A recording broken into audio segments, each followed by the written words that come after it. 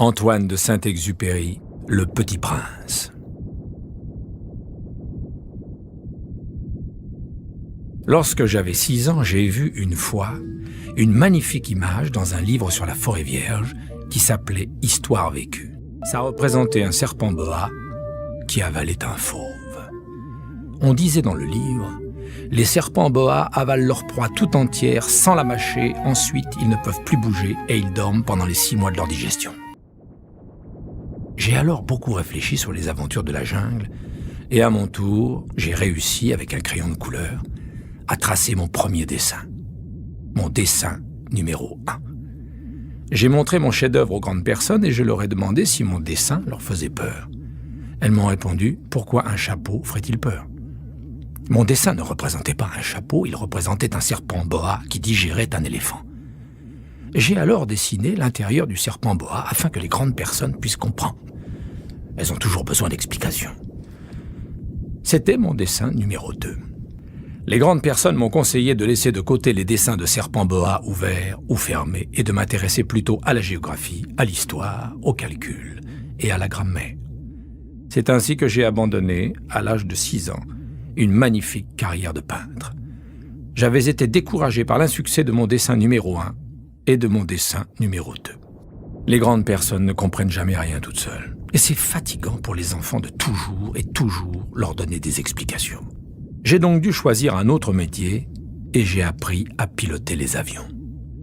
J'ai volé un peu partout dans le monde et la géographie, c'est exact, m'a beaucoup servi. Je savais reconnaître du premier coup d'œil la Chine de l'Arizona. C'est très utile si l'on s'est égaré pendant la nuit. J'ai ainsi eu, au cours de ma vie, des tas de contacts avec des tas de gens sérieux. J'ai beaucoup vécu chez les grandes personnes, je les ai vus de très près. Ça n'a pas trop amélioré mon opinion. Quand j'en rencontrais une qui me paraissait un peu lucide, je faisais l'expérience sur elle de mon dessin numéro 1 que j'ai toujours conservé. Je voulais savoir si elle était vraiment compréhensive, mais toujours elle me répondait « c'est un chapeau ». Alors je ne lui parlais ni de serpent boa, ni de forêt vierge, ni d'étoiles. Je me mettais à sa portée. Je lui parlais de bridge, de golf, de politique et de cravate. Et la grande personne était bien contente de connaître un homme aussi raisonnable. J'ai ainsi vécu seul, sans personne avec qui parler véritablement, jusqu'à une panne dans le désert du Sahara, il y a 6 ans. Quelque chose s'était cassé dans mon moteur. Et comme je n'avais avec moi ni mécanicien ni passager, je me préparais à essayer de réussir tout seul, une réparation difficile. C'était pour moi une question de vie ou de mort, j'avais à peine de l'eau à boire pour 8 jours. Le premier soir, je me suis donc endormi sur le sol, à 1000 milles de toute terre habitée.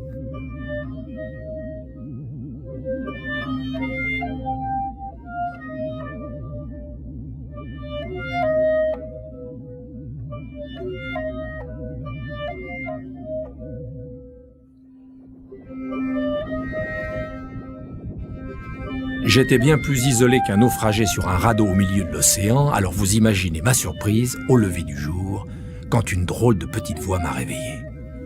Elle disait « S'il vous plaît, dessine-moi un mouton. »« Hein ?»« Dessine-moi un mouton. » J'ai sauté sur mes pieds comme si j'avais été frappé par la foudre.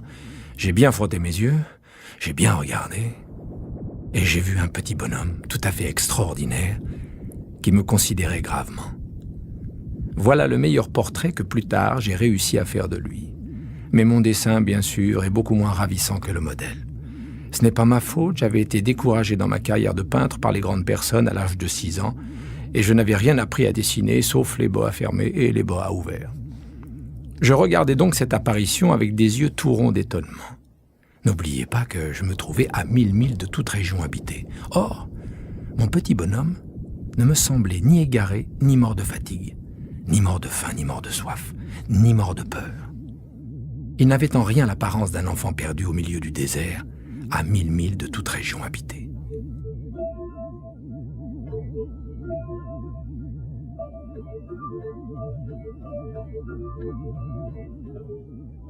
Quand je réussis enfin à parler, je lui dis « Mais qu'est-ce que tu fais là ?»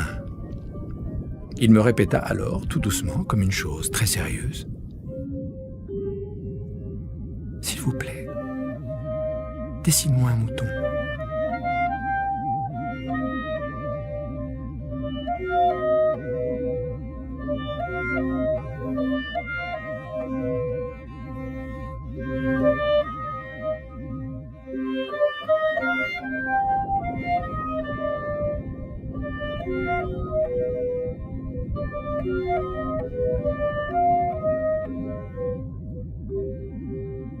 Quand le mystère est trop impressionnant, on n'ose pas désobéir. Aussi absurde que cela me sembla, à 1000 milles de tous les endroits habités et en danger de mort, je sortis de ma poche une feuille de papier et un stylographe. Mais je me rappelais alors que j'avais surtout étudié la géographie, l'histoire, le calcul et la grammaire, et je dis au petit bonhomme, avec un peu de mauvaise humeur, que je ne savais pas dessiner. Il me répondit « Ça ne fait rien, dessine-moi un mouton ». Comme je n'avais jamais dessiné un mouton, je refis pour lui l'un des 2 seuls dessins dont j'étais capable, celui du boa fermé. Et je fus stupéfait d'entendre le petit bonhomme me répondre « Non, non, je ne veux pas d'un éléphant dans un boa. Un boa, c'est très dangereux et un éléphant, c'est très encombrant. Chez moi, c'est tout petit. J'ai besoin d'un mouton. Dessine-moi un mouton. » Alors j'ai dessiné. Il regarda attentivement, puis « Non. Celui-là est déjà très malade, fais-en un autre. » Je dessinai. Mon ami sourit gentiment avec indulgence. « Tu vois bien, c'est pas un mouton, c'est un bélier, il a des cornes. » Je refis donc encore mon dessin. Mais il fut refusé comme les précédents. « Celui-là est trop vieux, je veux un mouton qui vive longtemps. » Alors, faute de patience, comme j'avais hâte de commencer le démontage de mon moteur, je griffonnai ce dessin-ci et je lançai « Ça, c'est la caisse, le mouton que tu veux est dedans. » Mais je fus bien surpris de voir s'illuminer le visage de mon jeune juge. « Ah, c'est tout à fait comme ça que je le voulais. Crois-tu qu'il faille beaucoup d'herbe à ce mouton? » »« Pourquoi? » ?»« Parce que chez moi, c'est tout petit. »« Ça suffira sûrement. Je t'ai donné un tout petit mouton. » Il pencha la tête vers le dessin. « Oh, pas si petit que ça. Tiens, il s'est endormi. » Et c'est ainsi que je fis la connaissance du Petit Prince.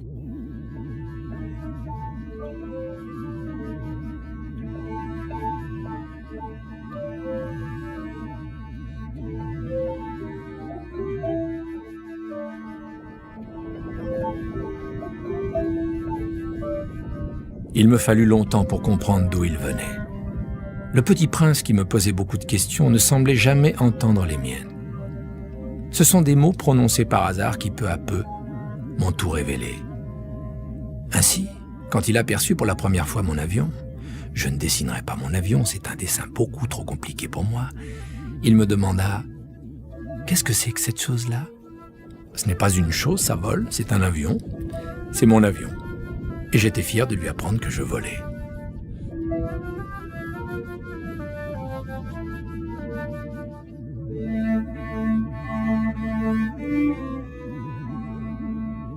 Alors il s'écria « Comment? Tu es tombé du ciel ?» ?»« Oui, fis-je modestement. »« Ah, ça c'est drôle !» Et le Petit Prince eut un très joli éclat de rire qui m'irrita beaucoup. Je désire que l'on prenne mes malheurs au sérieux. Puis il ajouta « Alors toi aussi tu viens du ciel. De quelle planète es-tu » J'entrevis aussitôt une lueur dans le mystère de sa présence. Et j'interrogeai brusquement. « Tu viens donc d'une autre planète ?» Mais il ne me répondit pas. Il hochait la tête doucement tout en regardant mon avion. « C'est vrai que là-dessus, tu ne peux pas venir de bien loin. » Et il s'enfonça dans une rêverie qui dura longtemps. Puis, sortant mon mouton de sa poche, il se plongea dans la contemplation de son trésor.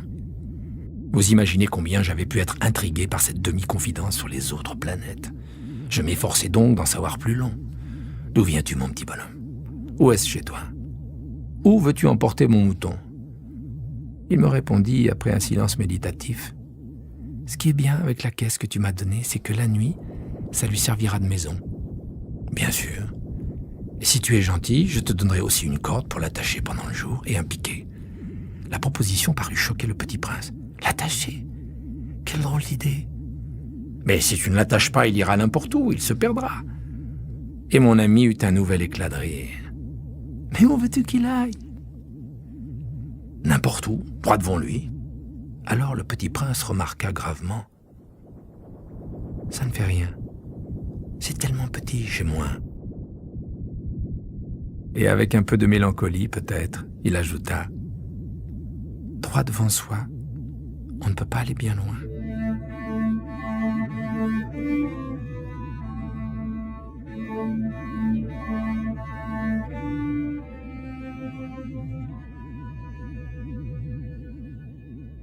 J'avais ainsi appris une seconde chose très importante. C'est que sa planète d'origine était à peine plus grande qu'une maison. Ça ne pouvait pas m'étonner beaucoup, je savais bien qu'en dehors des grosses planètes comme la Terre, Jupiter, Mars, Vénus, auxquelles on a donné des noms, il y en a des centaines d'autres qui sont quelquefois si petites qu'on a beaucoup de mal à les apercevoir au télescope. Quand un astronome découvre l'une d'elles, il lui donne pour nom un numéro. Il l'appelle par exemple l'astéroïde 325. J'ai de sérieuses raisons de croire que la planète d'où venait le Petit Prince est l'astéroïde B612. Cet astéroïde n'a été aperçu qu'une fois au télescope, en 1909, par un astronome turc.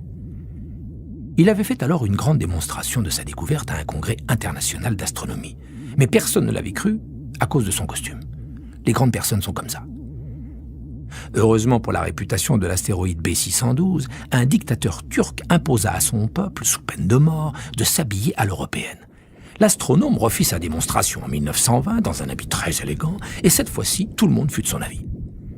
Si je vous ai raconté ces détails sur l'astéroïde B612, et si je vous ai confié son numéro, c'est à cause des grandes personnes. Les grandes personnes aiment les chiffres. Quand vous leur parlez d'un nouvel ami, elles ne vous questionnent jamais sur l'essentiel. Elles ne vous disent jamais quel est le son de sa voix, quels sont les jeux qu'il préfère, est-ce qu'il collectionne les papillons.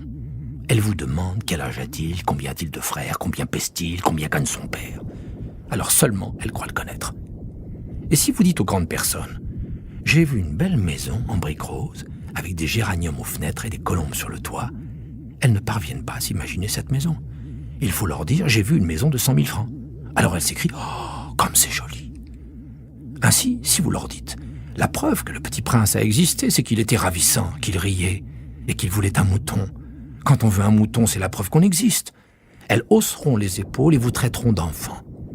Mais si vous leur dites, la planète d'où il venait est l'astéroïde B612, alors elles seront convaincues et elles vous laisseront tranquille avec leurs questions.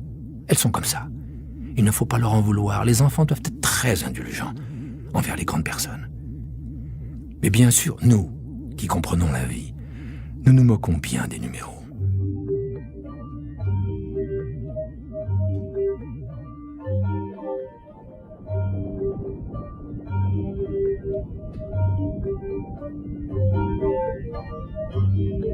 J'aurais aimé commencer cette histoire à la façon des contes de fées. J'aurais aimé dire « Il était une fois un petit prince qui habitait une planète à peine plus grande que lui et qui avait besoin d'un ami. » Pour ceux qui comprennent la vie, ça aurait eu l'air beaucoup plus vrai.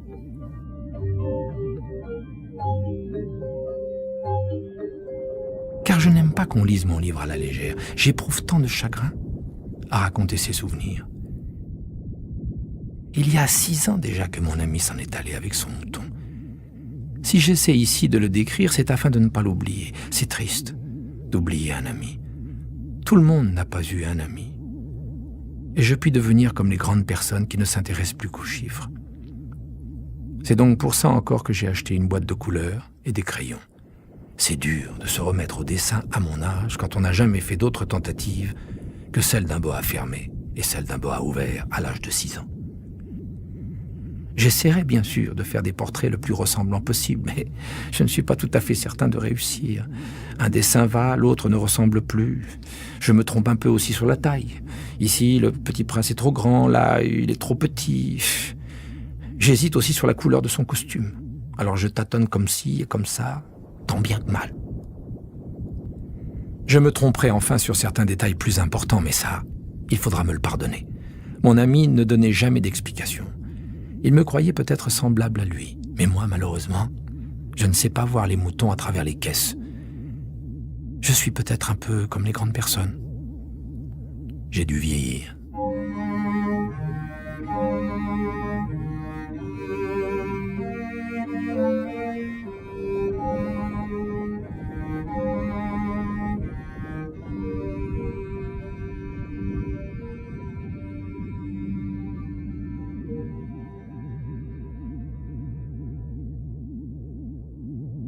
Chaque jour, j'apprenais quelque chose sur la planète, sur le départ, sur le voyage. Ça venait tout doucement, au hasard des réflexions. C'est ainsi que le 3e jour, je connus le drame des baobabs. Cette fois-ci encore, ce fut grâce aux moutons, car brusquement, le petit prince m'interrogea comme pris d'un doute grave. « C'est bien vrai, n'est-ce pas, que les moutons mangent les arbustes ?»« Oui, c'est vrai. »« Ah, je suis content. » Je ne compris pas pourquoi il était si important que les moutons mangeassent les arbustes.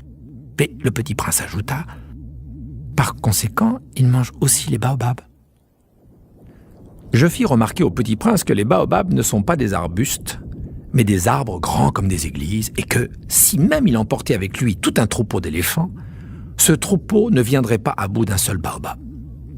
L'idée du troupeau d'éléphants fit rire le petit prince.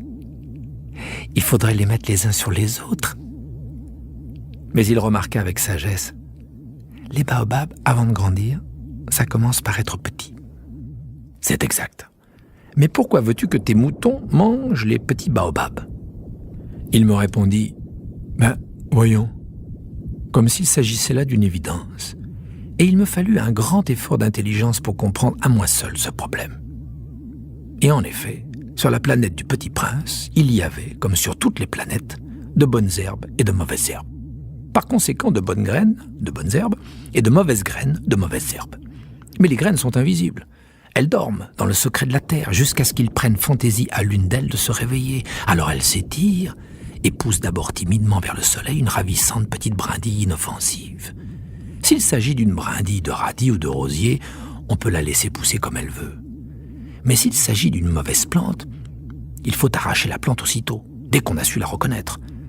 Or, il y avait des graines terribles sur la planète du Petit Prince, c'étaient les graines de baobab. Le sol de la planète en était infesté. Or, un baobab, si l'on s'y prend trop tard, on ne peut jamais plus s'en débarrasser. Il encombre toute la planète. Il la perfore de ses racines, et si la planète est trop petite, et si les baobabs sont trop nombreux, ils la font éclater. C'est une question de discipline, me disait plus tard le Petit Prince.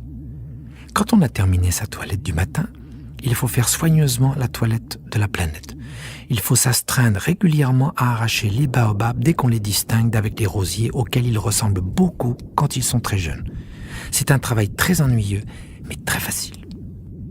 Et un jour, il me conseilla de m'appliquer à réussir un beau dessin pour bien faire entrer ça dans la tête des enfants de chez moi. S'ils voyagent un jour, me disait-il, ça pourra leur servir. Il est quelquefois sans inconvénient de remettre à plus tard son travail, mais s'il s'agit des baobabs, c'est toujours une catastrophe. J'ai connu une planète habitée par un paresseux, il avait négligé 3 arbustes. Et sur les indications du Petit Prince, j'ai dessiné cette planète-là. Je n'aime guère prendre le ton d'un moraliste, mais le danger des baobabs est si peu connu, et les risques courus par celui qui s'égarerait dans un astéroïde sont si considérables, que pour une fois, je fais exception à ma réserve. Je dis, enfants, faites attention aux baobabs. C'est pour avertir mes amis d'un danger qu'ils frôlaient depuis longtemps, comme moi-même sans le connaître, que j'ai tant travaillé ce dessin-là. La leçon que je donnais en valait la peine. Vous vous demanderez peut-être, pourquoi n'y a-t-il pas dans ce livre d'autres dessins aussi grandioses que le dessin des baobabs ? La réponse est bien simple. J'ai essayé, mais je n'ai pas pu réussir. Quand j'ai dessiné les baobabs, j'ai été animé par le sentiment de l'urgence.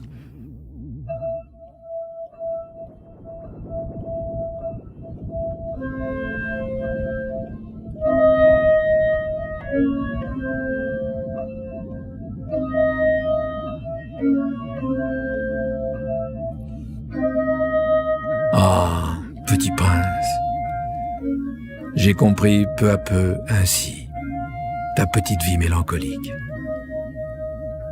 Tu n'avais eu longtemps pour distraction que la douceur des couchers de soleil. J'ai appris ce détail nouveau le 4e jour au matin quand tu m'as dit « J'aime bien les couchers de soleil, allons voir un coucher de soleil. » Mais il faut attendre. Attendre quoi ? Attendre que le soleil se couche.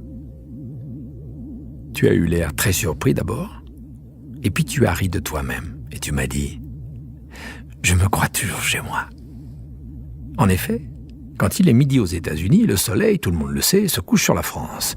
Il suffirait de pouvoir aller en France en 1 minute pour assister au coucher de soleil. Malheureusement, la France est bien trop éloignée. Mais sur ta si petite planète, il te suffisait de tirer ta chaise de quelques pas et tu regardais le crépuscule chaque fois que tu le désirais.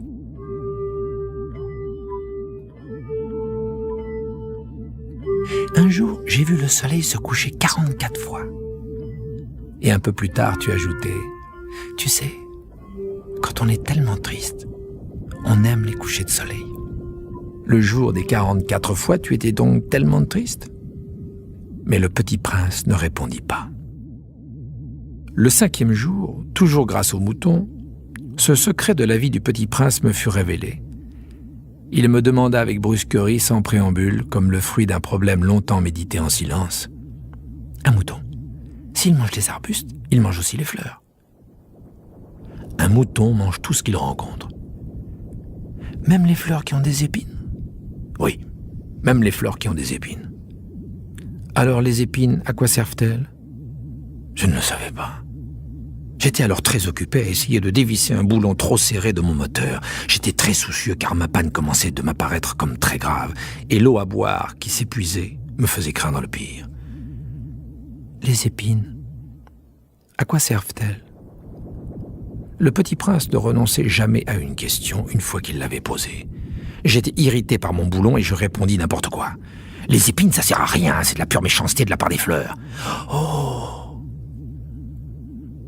Mais après un silence, il me lança avec une sorte de rancune. Je ne te crois pas. Les fleurs sont faibles, elles sont naïves. Elles se rassurent comme elles peuvent.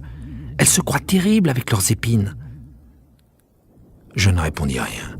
À cet instant-là, je me disais, si ce boulon résiste encore, je le ferai sauter d'un coup de marteau. Le petit prince dérangea de nouveau mes réflexions. Et tu crois, toi, que les fleurs... Mais non, je crois rien, j'ai répondu n'importe quoi, je m'occupe, moi, de choses sérieuses. Il me regarda stupéfait. De choses sérieuses ? Il me voyait, mon marteau à la main et les doigts noirs de cambouis, penché sur un objet qui lui semblait très laid. Tu parles comme les grandes personnes ? Ça me fit un peu honte. Mais impitoyable, il ajouta. Tu confonds tout, tu mélanges tout. Il était vraiment très irrité. Il secouait au vent des cheveux tout dorés.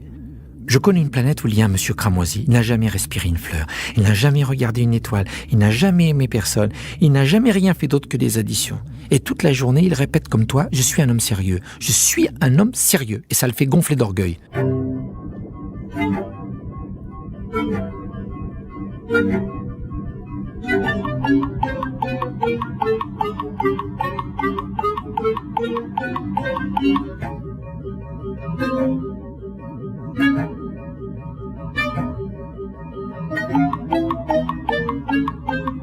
Mais ce n'est pas un homme, c'est un champignon. Un quoi ? Un champignon. Le petit prince était maintenant tout pâle de colère. Il y a des millions d'années que les fleurs fabriquent des épines. Il y a des millions d'années que les moutons mangent quand même les fleurs. Et c'est pas sérieux de chercher à comprendre pourquoi elles se donnent tant de mal pour se fabriquer des épines qui ne servent jamais à rien. Ce n'est pas important la guerre des moutons et des fleurs.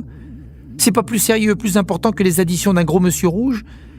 Et si je connais, moi, une fleur unique au monde qui n'existe nulle part sauf dans ma planète, et qu'un petit mouton peut anéantir d'un seul coup, comme ça, un matin, sans se rendre compte de ce qu'il fait, c'est pas important ça. Il rougit puis reprit. Si quelqu'un aime une fleur qui n'existe qu'à un exemplaire dans des millions et les millions d'étoiles, ça suffit pour qu'il soit heureux quand il les regarde. Il se dit, ma fleur est là, quelque part. Mais si le mouton mange la fleur, c'est pour lui comme si, brusquement, toutes les étoiles s'éteignaient. Et c'est pas important, ça. Il ne put rien dire de plus. Il éclata brusquement en sanglots. La nuit était tombée. J'avais lâché mes outils. Je me moquais bien de mon marteau, de mon boulon, de la soif et de la mort. Il y avait sur une étoile, une planète, la mienne, la Terre, un petit prince à consoler. Je le pris dans les bras, je le berçai. Je lui disais, « La fleur que tu aimes n'est pas en danger. Je lui dessinerai une muselière à ton mouton. Je te dessinerai une armure pour ta fleur. Je ne savais pas trop quoi dire. Je me sentais très maladroit. Je ne savais comment l'atteindre ou le rejoindre.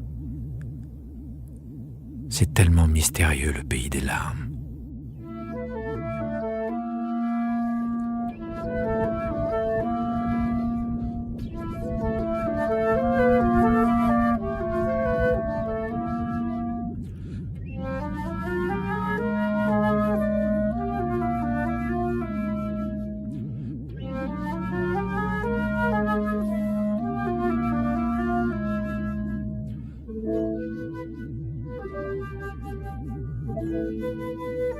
J'appris bien vite à mieux connaître cette fleur. Il y avait toujours eu sur la planète du Petit Prince des fleurs très simples, ornées d'un seul rang de pétales et qui ne tenaient point de place et qui ne dérangeaient personne. Elles apparaissaient un matin dans l'herbe et puis elles s'éteignaient le soir. Mais celle-là avait germé un jour d'une graine apportée d'on ne sait où, et le Petit Prince avait surveillé de très près cette brindille qui ne ressemblait pas aux autres brindilles. Ça pouvait être un nouveau genre de baobab. Mais l'arbuste cessa vite de croître et commença de préparer une fleur.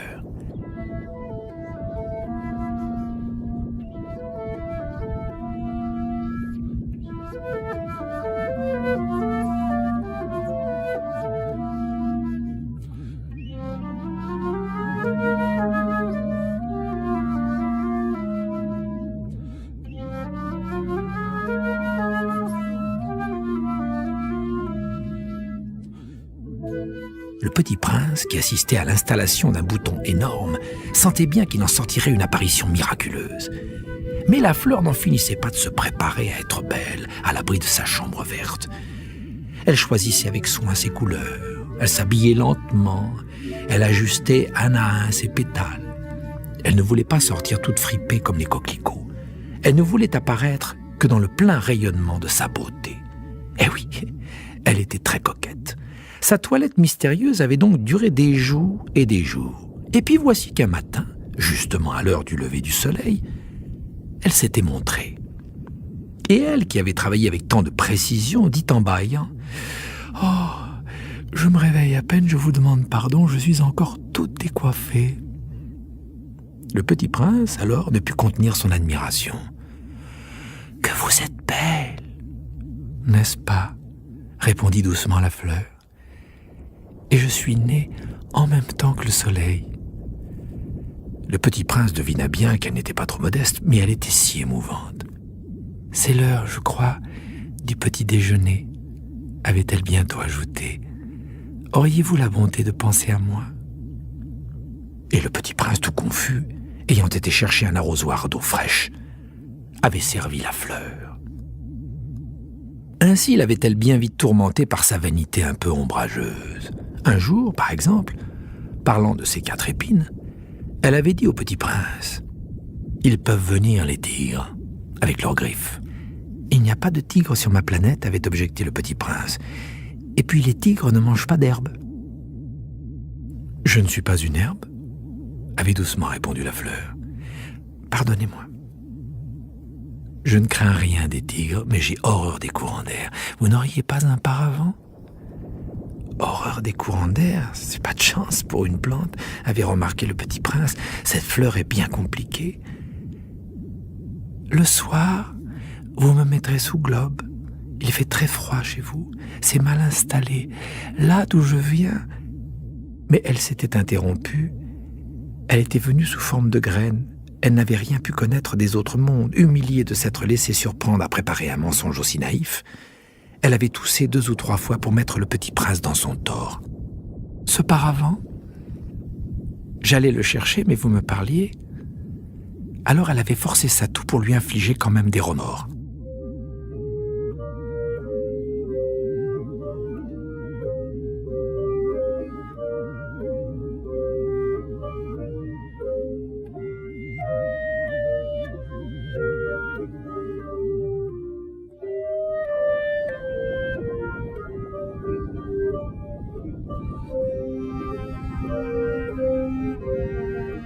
Ainsi, le Petit Prince, malgré la bonne volonté de son amour, avait vite douté d'elle. Il avait pris au sérieux des mots sans importance et était devenu très malheureux. « J'aurais dû ne pas l'écouter », me confia-t-il un jour. Il ne faut jamais écouter les fleurs. Il faut les regarder et les respirer. La mienne embaumait ma planète, mais je ne savais pas m'en réjouir. Cette histoire de griffes qui m'avait tellement agacé eût dû m'attendrir. Il me confia encore. Je n'ai alors rien su comprendre. J'aurais dû la juger sur les actes et non sur les mots. Elle m'embaumait et m'éclairait. Je n'aurais jamais dû m'enfuir. J'aurais dû deviner sa tendresse derrière ses pauvres ruses. Les fleurs sont si contradictoires. Mais j'étais trop jeune pour savoir l'aimer.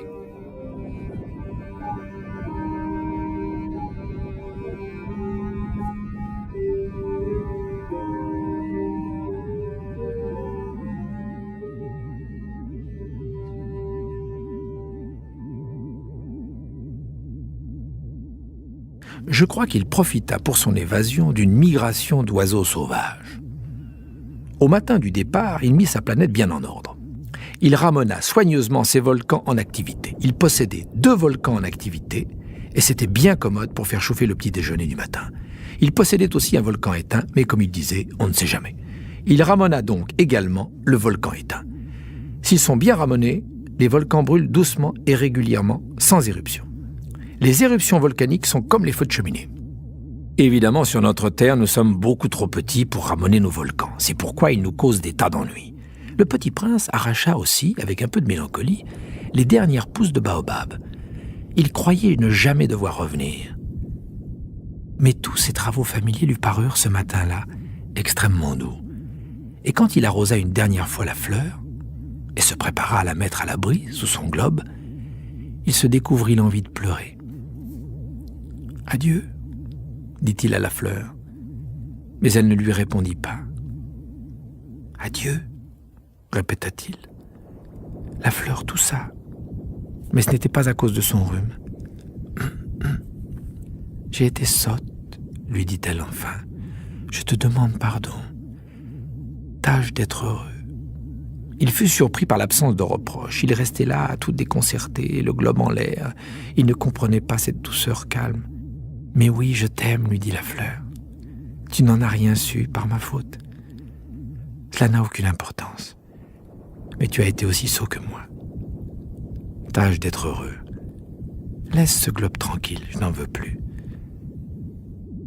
Mais le vent, je ne suis pas si enrhumé que ça. L'air frais de la nuit me fera du bien, je suis une fleur. Mais les bêtes, il faut bien que je supporte 2 ou 3 chenilles si je veux connaître les papillons. Il paraît que c'est tellement beau. Sinon, qui me rendra visite? Tu seras loin, toi. Quant aux grosses bêtes, je ne crains rien. J'ai mes griffes. Et elle montrait naïvement ses 4 épines. Puis elle ajouta « Ne traîne pas comme ça, c'est agaçant. Tu as décidé de partir, va-t'en. » Car elle ne voulait pas qu'il la vît pleurer. C'était une fleur tellement orgueilleuse. Il se trouvait dans la région des astéroïdes 325, 326, 327, 328, 329 et 330. Il commença donc par les visiter pour y chercher une occupation et pour s'instruire. Le premier était habité par un roi.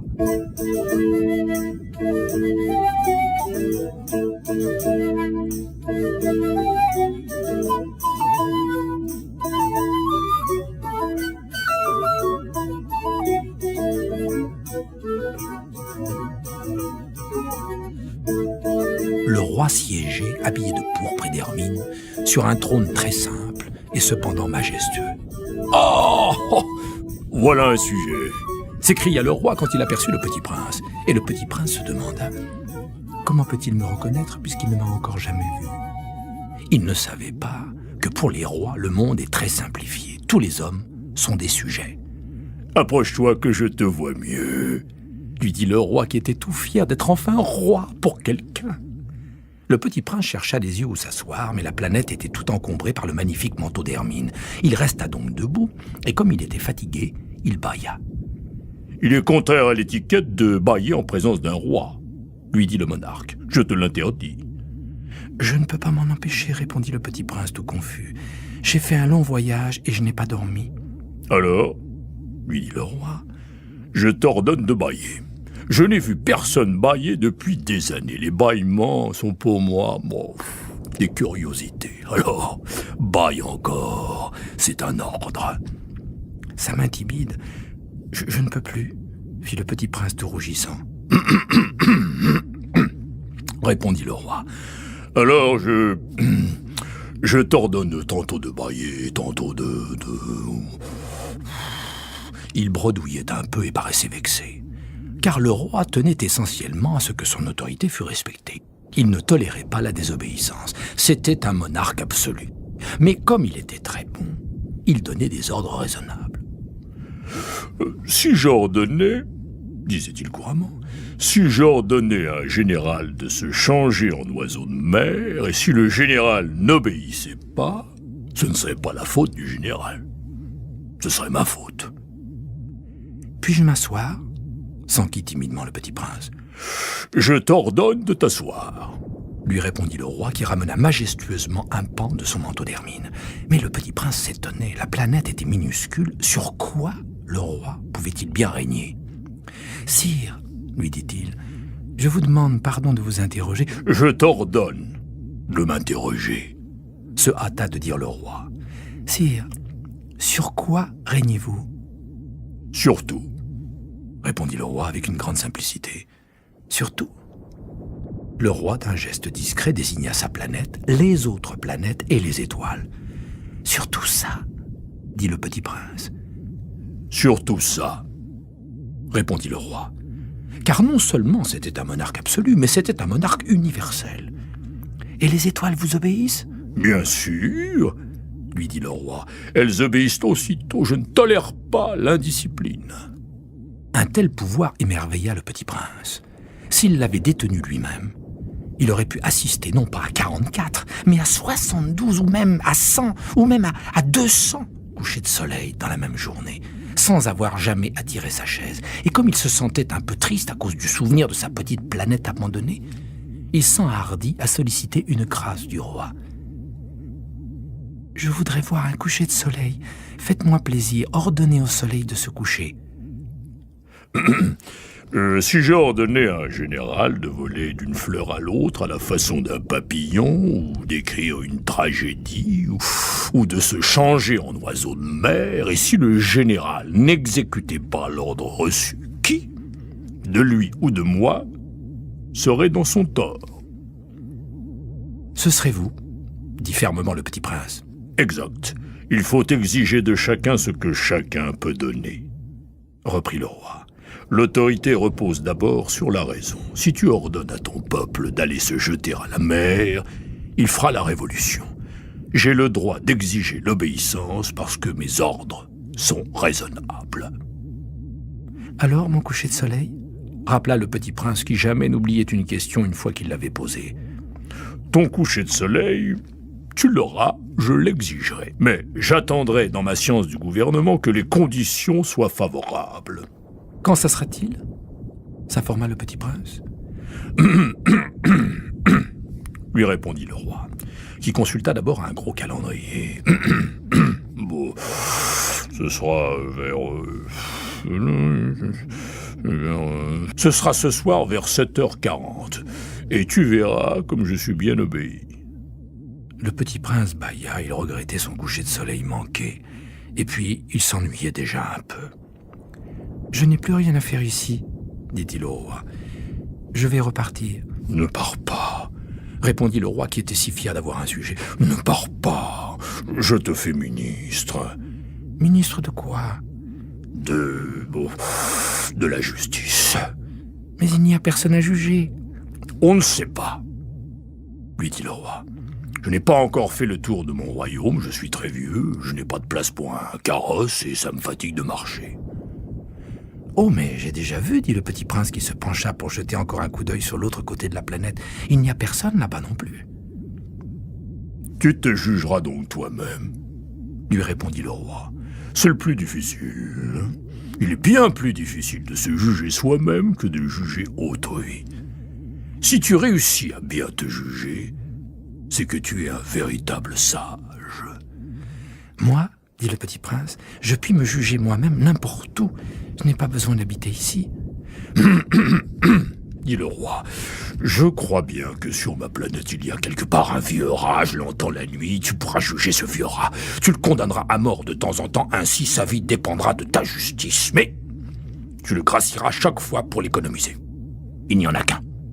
Moi, répondit le petit prince, je n'aime pas condamner à mort, et je crois bien que je m'en vais. Non, dit le roi. Mais le petit prince, ayant achevé ses préparatifs, ne voulut point peiner le vieux monarque. Si votre majesté désirait être obéie ponctuellement, elle pourrait me donner un ordre raisonnable. Elle pourrait m'ordonner, par exemple, de partir avant 1 minute. Il me semble que les conditions sont favorables. Le roi n'ayant rien répondu, le petit prince hésita d'abord, puis, avec un soupir, prit le départ. Je te fais mon ambassadeur, se hâta alors de crier le roi. Il avait un grand air d'autorité. Les grandes personnes sont bien étranges, se dit le petit prince en lui-même durant son voyage.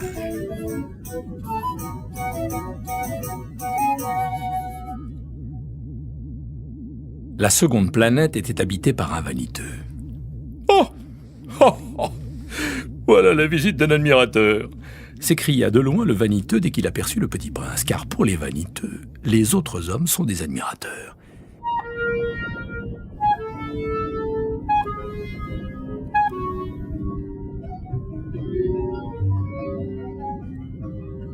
Bonjour, dit le petit prince. Vous avez un drôle de chapeau. C'est pour saluer, lui répondit le vaniteux. C'est pour saluer quand on m'acclame. Malheureusement, il ne passe jamais personne par ici. Ah oui, dit le petit prince qui ne comprit pas. Frappe tes mains l'une contre l'autre, conseilla donc le vaniteux. Le petit prince frappa ses mains l'une contre l'autre. Le vaniteux salua modestement en soulevant son chapeau. Ça, c'est plus amusant que la visite au roi, se dit en lui-même le petit prince, et il recommença de frapper ses mains l'une contre l'autre. Le vaniteux recommença de saluer en soulevant son chapeau. Après 5 minutes d'exercice, le petit prince se fatigua de la monotonie du jeu. « Et pour que le chapeau tombe, demanda-t-il, que faut-il faire ?» Mais le vaniteux ne l'entendit pas, les vaniteux n'entendent jamais que les louanges. « Est-ce que tu m'admires vraiment beaucoup, hein ?» demanda-t-il au petit prince. Qu'est-ce que signifie admirer ? Admirer signifie reconnaître que je suis l'homme le plus beau, le mieux habillé, le plus riche, le plus intelligent de la planète. Mais tu es le seul sur ta planète. Fais-moi ce plaisir. Admire-moi quand même. Je t'admire, dit le petit prince en haussant un peu les épaules. Mais en quoi cela peut-il bien t'intéresser ? Et le petit prince s'en fut. Les grandes personnes sont décidément bien bizarres, se dit-il simplement en lui-même durant son voyage. La planète suivante était habitée par un buveur. Cette visite fut très courte, mais elle plongea le petit prince dans une grande mélancolie.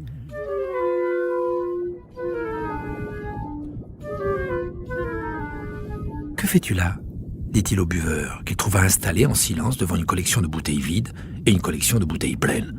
« Je bois, » répondit le buveur d'un air lugubre. « Pourquoi bois-tu » lui demanda le petit prince. « Pour oublier, » répondit le buveur. « Pour oublier quoi » s'enquit le petit prince qui déjà le plaignait. « Pour oublier que j'ai honte » avoua le buveur en baissant la tête. « Honte de quoi » s'informa le petit prince qui désirait le secourir. « Honte de boire » acheva le buveur qui s'enferma définitivement dans le silence. Et le petit prince s'en fut perplexe. Les grandes personnes sont décidément très très bizarres, se disait-il en lui-même durant le voyage. La 4e planète était celle du businessman.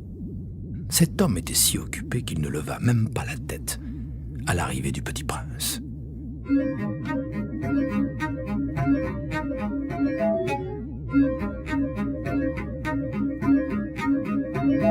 Bonjour, lui dit celui-ci.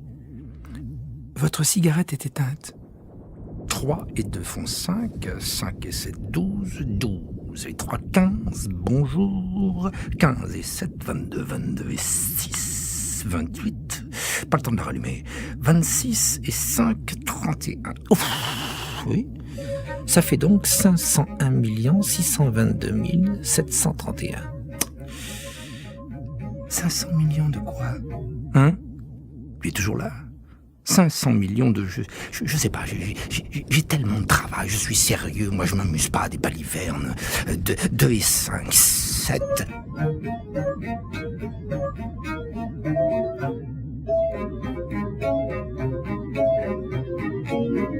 « 501 millions de quoi ?» répéta le petit prince, qui jamais de sa vie n'avait renoncé à une question une fois qu'il l'avait posée.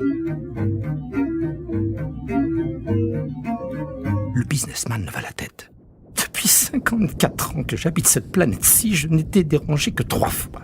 La première fois, ça a été il y a 22 ans, par un hanneton qui était tombé, Dieu sait d'où. Il répondait à un bruit épouvantable et j'ai fait 4 erreurs dans une addition.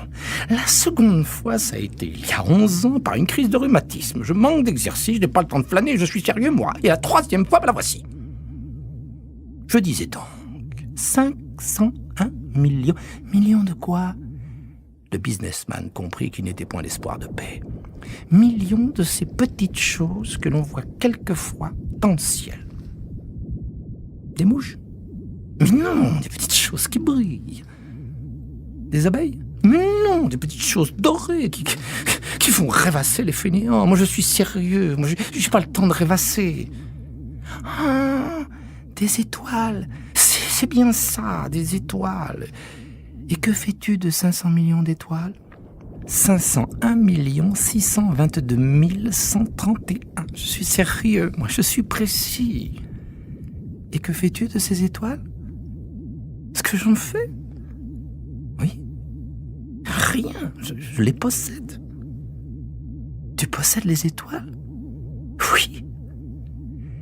Mais j'ai déjà vu un roi qui... Les rois ne possèdent pas, ils règnent sur, c'est très différent.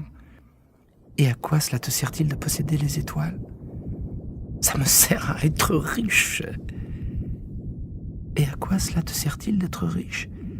Mais acheter d'autres étoiles, si quelqu'un en trouve. Celui-là, se dit en lui-même le petit prince, il raisonne un peu comme mon ivrogne. Cependant, il posa encore des questions. Comment peut-on posséder les étoiles? À qui sont-elles? Riposta grincheux le businessman. Je ne sais pas. À personne. Alors, elles sont à moi. Elles sont à moi. Car j'y ai pensé le premier. Ça suffit? Bien sûr. Quand tu trouves un diamant qui n'est à personne, il est à toi. Quand tu trouves une île qui n'est à personne, elle est à toi. Quand tu as une idée, le premier, tu l'as fait breveter, elle est à toi. Et moi, je possède les étoiles puisque jamais personne avant moi n'a songé à les posséder. Ça, c'est vrai, dit le petit prince. Et qu'en fais-tu? Je les gère. Je les compte et je les recompte, dit le businessman. C'est difficile, mais je suis un homme sérieux. Le petit prince n'était pas satisfait encore. Moi, si je possède un foulard, je puis le mettre autour de mon cou et l'emporter. Moi, si je possède une fleur, je puis cueillir ma fleur et l'emporter. Mais tu ne peux pas cueillir les étoiles.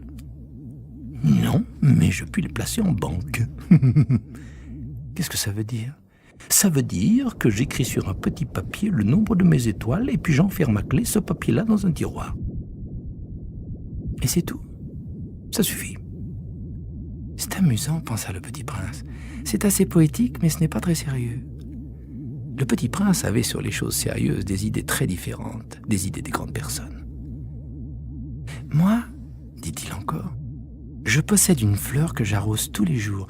Je possède 3 volcans que je ramone toutes les semaines, car je ramone aussi celui qui est éteint. On ne sait jamais. C'est utile à mes volcans et c'est utile à ma fleur que je les possède. Mais tu n'es pas utile aux étoiles. Le businessman ouvrit la bouche, mais ne trouva rien à répondre. Et le petit prince s'en fut. Les grandes personnes sont décidément tout à fait extraordinaires, se disait-il simplement en lui-même durant le voyage. La 5e planète était très curieuse. C'était la plus petite de toutes. Il y avait là juste assez de place pour loger un réverbère et un allumeur de réverbère. Le petit prince ne parvenait pas à s'expliquer à quoi pouvait servir quelque part dans le ciel, sur une planète sans maison ni population, un réverbère et un allumeur de réverbère. Cependant, il se dit en lui-même, peut-être bien que cet homme est absurde. Cependant, il est moins absurde que le roi, que le vaniteux, que le businessman et que le buveur. Au moins, son travail a-t-il un sens. Quand il allume son réverbère, c'est comme s'il faisait naître une étoile de plus, ou une fleur. Quand il éteint son réverbère, ça endort la fleur ou l'étoile. C'est une occupation très jolie. C'est véritablement utile puisque c'est joli.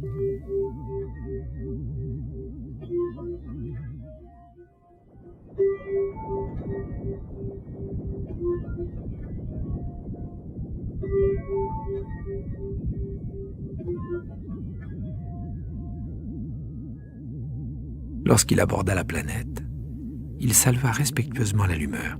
« Bonjour, pourquoi viens-tu d'éteindre ton réverbère ?»« C'est la consigne, » répondit l'allumeur. « Bonjour. »« Qu'est-ce que la consigne ?»« C'est d'éteindre mon réverbère. Bonsoir. » Et il le ralluma.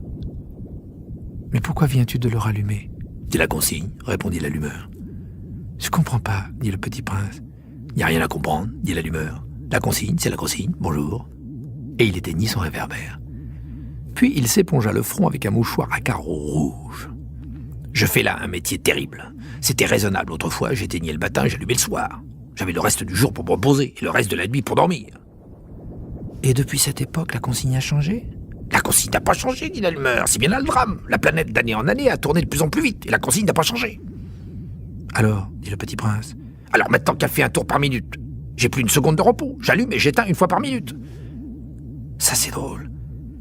Les jours chez toi durent 1 minute ?»« Ce n'est pas drôle du tout, dit l'allumeur. Ça fait déjà 1 mois que nous parlons ensemble. »« 1 mois ?»« Oui, 30 minutes, 30 jours. Bonsoir. » Et il ralluma son réverbère. Le petit prince le regarda, et il aima cette allumeur qui était tellement fidèle à la consigne. Il se souvint des couchers de soleil que lui-même allait autrefois chercher en tirant sa chaise. Il voulut aider son ami. « Tu sais, je connais un moyen de te reposer quand tu voudras. »« Je veux toujours, » dit l'allumeur, car on peut être à la fois fidèle et paresseux. Le petit prince poursuivit. « Ta planète est tellement petite que tu en fais le tour en 3 enjambées. Tu n'as qu'à marcher assez lentement pour rester toujours au soleil. Quand tu voudras te reposer, tu marcheras, et le jour durera aussi longtemps que tu voudras. »« Ça m'avance pas à grand-chose, » dit l'allumeur. « Ce que j'aime dans la vie, c'est dormir. »« C'est pas de chance, » dit le petit prince. « C'est pas de chance, dit l'allumeur. Bonjour. » Et il éteignit son réverbère. « Celui-là, se dit le petit prince, tandis qu'il poursuivait plus loin son voyage, celui-là serait méprisé par tous les autres, par le roi, par le vaniteux, par le buveur, par le businessman. Cependant, c'est le seul qu'il me paraisse pas ridicule. C'est peut-être parce qu'il s'occupe d'autre chose que de soi-même. » Il eut un soupir de regret et se dit encore. « Celui-là est le seul dont j'eusse pu faire mon ami. Mais sa planète est vraiment trop petite. Il n'y a pas de place pour 2. » Ce que le petit prince n'osait pas s'avouer, c'est qu'il regrettait cette planète bénie à cause, surtout, des 1440 couchers de soleil par 24 heures.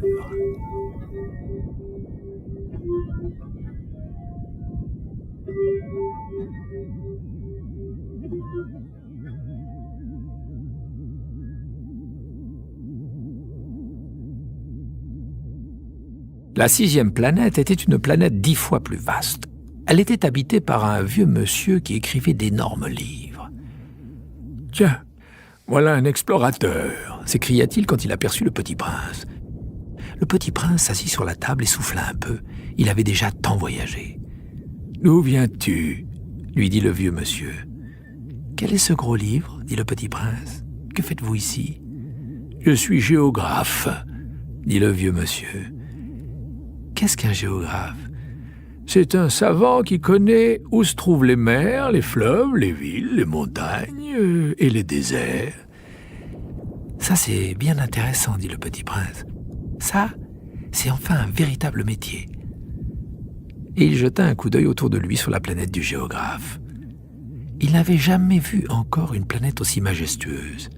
« Elle est bien belle, votre planète. Est-ce qu'il y a des océans ?»« Je ne puis pas le savoir, » dit le géographe. « Ah » Le petit prince était déçu. « Et des montagnes ?»« Je ne puis pas le savoir, » dit le géographe. « Et des villes, et des fleuves, et des déserts. »« Je ne puis pas le savoir non plus, » dit le géographe. « Mais vous êtes géographe ?»« C'est exact, » dit le géographe, « mais je ne suis pas explorateur. Je manque absolument d'explorateurs. Ce n'est pas le géographe qui va faire le compte des villes, des fleuves, des montagnes, des mers, des océans et des déserts. Le géographe est trop important pour flâner, il ne quitte pas son bureau. Mais il reçoit les explorateurs, il les interroge. Et il prend en note leurs souvenirs. Et si les souvenirs de l'un d'entre eux lui paraissent intéressants, le géographe fait faire une enquête sur la moralité de l'explorateur. Pourquoi ça ? Parce qu'un explorateur qui mentirait entraînerait des catastrophes dans les livres de géographie. Et aussi un explorateur qui boirait trop. Pourquoi ça ? Dit le petit prince. Parce que les ivrognes voient double. Alors le géographe noterait 2 montagnes là où il n'y en a qu'une seule. Je connais quelqu'un, dit le petit prince, qui serait mauvais explorateur. C'est possible. Donc, quand la moralité de l'explorateur paraît bonne, on fait une enquête sur sa découverte. On va voir ? Non, c'est trop compliqué, mais on exige de l'explorateur qu'il fournisse des preuves. S'il s'agit par exemple de la découverte d'une grosse montagne, on exige qu'il en rapporte de grosses pierres. Le géographe soudain s'émut. « Mais toi, tu viens de loin, tu es explorateur, tu vas me décrire ta planète. » Et le géographe, ayant ouvert son registre, tailla son crayon. On note d'abord au crayon les récits des explorateurs. On attend, pour noter à l'encre, que l'explorateur ait fourni des preuves. « Alors ?» interrogea le géographe. « Oh, chez moi, dit le petit prince, n'est pas très intéressant, c'est tout petit. J'ai 3 volcans, 2 volcans en activité et un volcan éteint, mais on ne sait jamais. »« On ne sait jamais, dit le géographe. »« J'ai aussi une fleur. »« Nous ne notons pas les fleurs, dit le géographe. »« Pourquoi ça ? C'est le plus joli. »« Parce que les fleurs sont éphémères. »« Qu'est-ce que signifie éphémère ? » ?»« Les géographies, dit le géographe, sont les livres les plus sérieux de tous les livres. Elles ne se démodent jamais. Il est très rare qu'une montagne change de place. Il est très rare qu'un océan se vide de son eau. Nous écrivons des choses éternelles. Mais les volcans éteints peuvent se réveiller, interrompit le petit prince. Qu'est-ce que signifie éphémère ? Que les volcans soient éteints ou soient éveillés, ça revient au même pour nous autres, dit le géographe. Ce qui compte pour nous, c'est la montagne. Elle ne change pas. Mais qu'est-ce que signifie éphémère ? Répéta le petit prince qui de sa vie n'avait renoncé à une question une fois qu'il l'avait posée. Ça signifie qui est menacé de disparition prochaine. Ma fleur est menacée de disparition prochaine. Bien sûr. Ma fleur est éphémère, se dit le petit prince, et elle n'a que 4 épines pour se défendre contre le monde. Et je l'ai laissée toute seule chez moi. Ce fut là son premier mouvement de regret. Mais il reprit courage. « Que me conseillez-vous d'aller visiter ?» demanda-t-il. « La planète Terre, » lui répondit le géographe. « Elle a une bonne réputation. » Et le petit prince s'en fut, songeant à sa fleur. La 7e planète fut donc la Terre.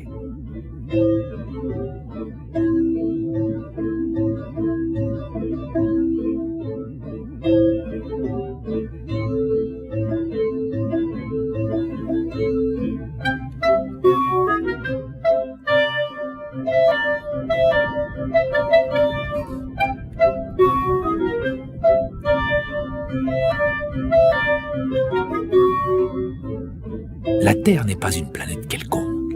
On y compte 111 rois, en n'oubliant pas, bien sûr, les rois nègres, 7000 géographes, 900 000 businessmen, 7,5 millions d'ivrognes, 311 millions de vaniteux, c'est-à-dire environ 2 milliards de grandes personnes.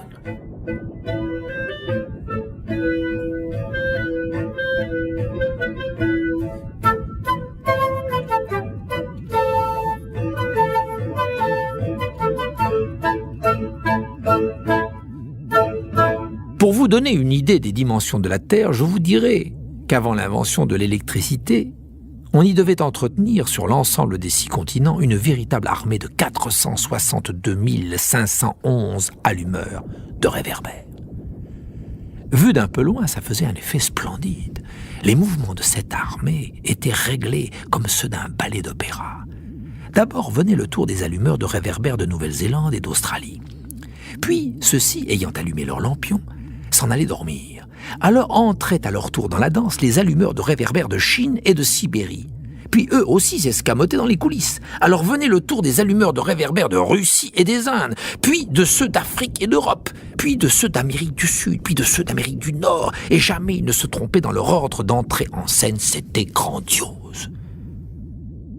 Seul l'allumeur de l'unique réverbère du pôle Nord et son confrère de l'unique réverbère du pôle Sud menaient des vies d'oisiveté et de nonchalance. Ils travaillaient 2 fois par an. Quand on veut faire de l'esprit, il arrive que l'on mente un peu. Je n'ai pas été très honnête en vous parlant des allumeurs de réverbères. Je risque de donner une fausse idée de notre planète à ceux qui ne la connaissent pas. Les hommes occupent très peu de place sur la Terre. Si les 2 milliards d'habitants qui peuplent la Terre se tenaient debout et un peu serrés, comme pour un meeting, ils logeraient aisément sur une place publique de 20 000 de long sur 20 000 de large. On pourrait entasser l'humanité sur le moindre petit îlot du Pacifique. Les grandes personnes, bien sûr, ne vous croiront pas. Elles s'imaginent tenir beaucoup de place. Elles se voient importantes comme des baobabs. Vous leur conseillerez donc de faire le calcul. Elles adorent les chiffres, ça leur plaira. Mais ne perdez pas votre temps à ce pensum. C'est inutile. Vous avez confiance en moi. Le petit prince, une fois sur Terre, fut donc bien surpris de ne voir personne. Il avait déjà peur de s'être trompé de planète quand un anneau couleur de lune remua dans le sable. « Bonne nuit, fit le petit prince à tout hasard. »« Bonne nuit, fit le serpent. »« Sur quelle planète suis-je tombé ?» demanda le petit prince. « Sur la Terre, en Afrique, » répondit le serpent. « Ah, il n'y a donc personne sur la Terre ? Ici, c'est le désert. Il n'y a personne dans les déserts. La Terre est grande, dit le serpent. Le petit prince s'assit sur une pierre et leva les yeux vers le ciel. « Je me demande, dit-il, si les étoiles sont éclairées afin que chacun puisse un jour retrouver la sienne. Regarde ma planète, elle est juste au-dessus de nous. Mais comme elle est loin. Elle est belle, dit le serpent. Que viens-tu faire ici ? J'ai des difficultés avec une fleur, dit le petit prince. Ah, fit le serpent, et ils se turent. Où sont les hommes ? Reprit enfin le petit prince. On est un peu seul dans le désert. On est seul aussi chez les hommes, dit le serpent. Le petit prince le regarda longtemps. Tu es une drôle de bête, lui dit-il enfin, mince comme un doigt. Mais je suis plus puissant que le doigt d'un roi, dit le serpent. Le petit prince eut un sourire. Tu n'es pas bien puissant, tu n'as même pas de pattes, tu ne peux même pas voyager. Je puis t'emporter plus loin qu'un navire, dit le serpent. Il s'enroula autour de la cheville du petit prince comme un bracelet d'or. Celui que je touche, je le rends à la terre dont il est sorti, dit-il encore. Mais tu es pur et tu viens d'une étoile. Le petit prince ne répondit rien.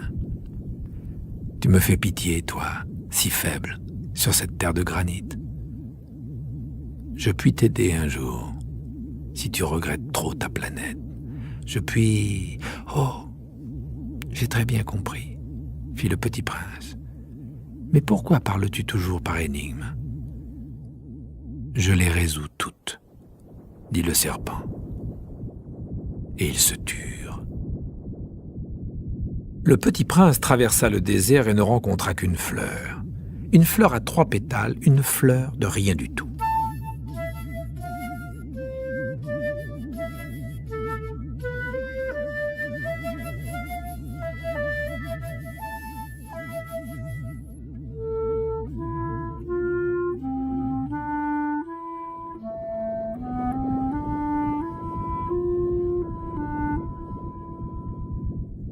Bonjour, dit le petit prince. Bonjour, dit la fleur. Où sont les hommes demanda poliment le petit prince. La fleur, un jour, avait vu passer une caravane. Les hommes, il en existe, je crois, 6 ou 7. Je les ai aperçus il y a des années, mais on ne sait jamais où les trouver. Le vent les promène, ils manquent de racines, ça les gêne beaucoup. Adieu, fit le petit prince. Adieu, fit la fleur.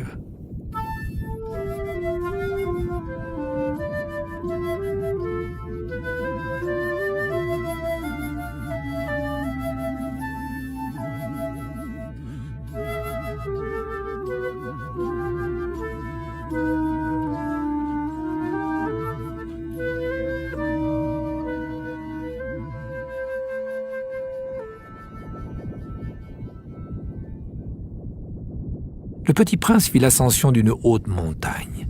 Les seules montagnes qu'il eût jamais connues étaient les 3 volcans qui lui arrivaient aux genoux. Et il se servit du volcan éteint comme d'un tabouret. D'une montagne haute comme celle-ci, se dit-il, j'apercevrais d'un coup toute la planète et tous les hommes. Mais il n'aperçut rien que des aiguilles de roc bien aiguisées. « Bonjour, dit-il à tout hasard. « Bonjour, bonjour, bonjour, répondit l'écho. « Qui êtes-vous » dit le petit prince. « Qui êtes-vous, qui êtes-vous, qui êtes-vous » répondit l'écho. « Soyez mes amis, je suis seul, dit-il. « Je suis seul, je suis seul, je suis seul, répondit l'écho. « Quelle drôle de planète, pensa-t-il alors. Elle est toute sèche et toute pointue et toute salée. Et les hommes manquent d'imagination, ils répètent ce qu'on leur dit. Chez moi, j'avais une fleur. Elle parlait toujours la première. » Mais il arriva que le petit prince, ayant longtemps marché à travers les sables, les rocs et les neiges, découvrit enfin une route. Et les routes vont toutes chez les hommes. « Bonjour, dit-il. C'était un jardin fleuri de roses. « Bonjour, dirent les roses. Le petit prince les regarda, elles ressemblaient toutes à sa fleur. « Qui êtes-vous » leur demanda-t-il stupéfait. « Nous sommes des roses, dirent les roses. « Ah » fit le petit prince, et il se sentit très malheureux. Sa fleur lui avait raconté qu'elle était seule de son espèce dans l'univers, et voici qu'il en était 5000, toutes semblables dans un seul jardin. Elle serait bien vexée, se dit-il, si elle voyait ça. Elle tousserait énormément et ferait semblant de mourir pour échapper au ridicule. Et je serais bien obligé de faire semblant de la soigner, car sinon, pour m'humilier, moi aussi, elle se laisserait vraiment mourir. Puis il se dit encore, « Je me croyais riche d'une fleur unique, et je ne possède qu'une rose ordinaire. Ça et mes 3 volcans qui m'arrivent aux genoux et dont l'un, peut-être, est éteint pour toujours. Ça ne fait pas de moi un bien grand prince. » Et, couché dans l'herbe, il pleura.